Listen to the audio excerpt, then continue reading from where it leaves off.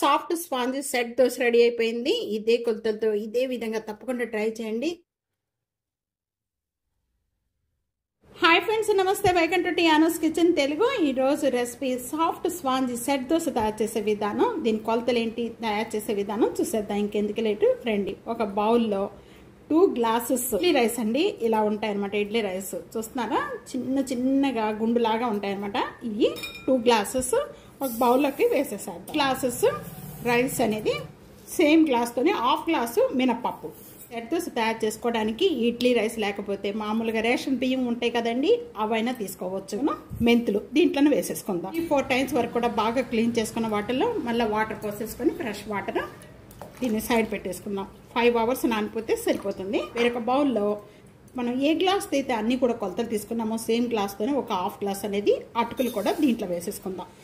ఇప్పుడే వాటర్ పోసి నానపెట్టుకోకండి. ఇవన్నీ కూడా మనం రుబ్బుకునేటప్పుడు ఇది నానపెట్టుకోవాలి.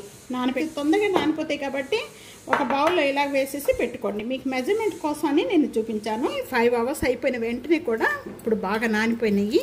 మనం వెటర్ గ్రైండర్ కావాలంటే వెటర్ గ్రైండర్లో వేసుకోవచ్చు, అలాగే మిక్సీ జార్లో కావాలంటే మిక్సీ జార్లో, మీకు ఏది కన్వీనియంట్ అయితే అది వేసుకోండి.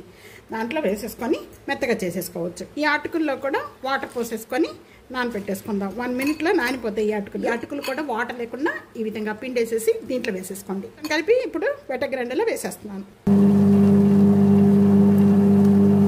మనం బియ్యం వేసిన వెంటనే కూడా వాటర్ పోయకండి. కొద్దిగా బాగా మెత్తగా అయిపోయిన వెంటనే అప్పుడు వాటర్ పోసుకొని మళ్ళీ రుబ్బుకోవాలి. మెత్తగా రుబ్బేసుకుందాం. ఇప్పుడు అయిపోయిన వెంటనే కూడా ఇప్పుడే సాల్ట్ వేసేస్తున్నానండి. మీరు కావాలి అనుకుంటే ఫస్ట్ రోజు పిండి పులిసిపోయిన తర్వాత కూడా వేసుకోవచ్చు. నేను ఇప్పుడే పిండి అంతా కూడా ఈ విధంగా మెత్తగా రుబ్బుకోవాలి. ఇలా రుబ్బుకున్న పిండిని అంతా కూడా ఓవర్ నైట్ అంతా కూడా బయట పెట్టేసేద్దాము, పులిసిపోద్ది. మరుసటి రోజుకి ఇంకా దోశలు వేసేసుకోవచ్చు. సెట్ దోశకి బ్యాటర్ రెడీ అయిపోయింది. దీన్ని ఓవర్ నైట్ అంతా కూడా 8 గంటలు బయట పెట్టుకోవాలండి. దోశ తయారు చేసుకోవడానికి ప్యాన్ బాగా హీట్ ఎక్కువ ఉండాలి. ఇలా వాటర్ కొద్దిగా స్ప్రెడ్ చేసుకోండి. పిండి వేసేసుకుందాం. దాన్ని ఇంకా పిండి వేసుకున్న వెంటనే కూడా స్ప్రెడ్ చేయొద్దు. కొద్దిగా ఇలాగా వేసేసుకోండి. అలా వేగుతూ ఉండగా హోల్స్ అనేది ఇలా వస్తూ ఉంటాయి. మనకి సెట్ దోశ చక్కగా తయారవుద్ది. ఇప్పుడు ఓపెన్ చేద్దాము. ఇది 2 సైడ్స్ కూడా వేయించుకొని అవసరం లేదండి, 1 సైడ్ వేయించుకుంటే చాలు. కొద్దిగా చూస్తున్నారు కదా, ఇలాగ వేగిపోయిన వెంటనే కూడా ఇప్పుడు మనం టర్నింగ్ తిప్పుకుందాం.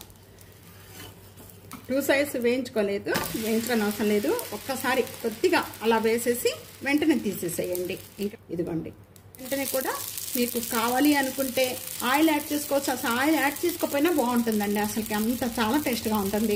ఇలాగా కొద్దిగా అలా తిప్పేసేసి వెంటనే తీసేసేయండి. ఇక ఇలా హోల్స్ వస్తాయి అన్నమాట.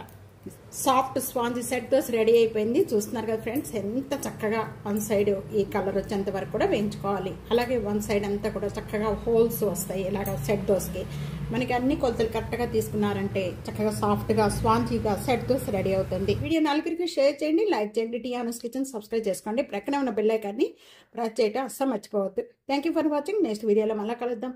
అంతవరకు సెలవు. బాయ్.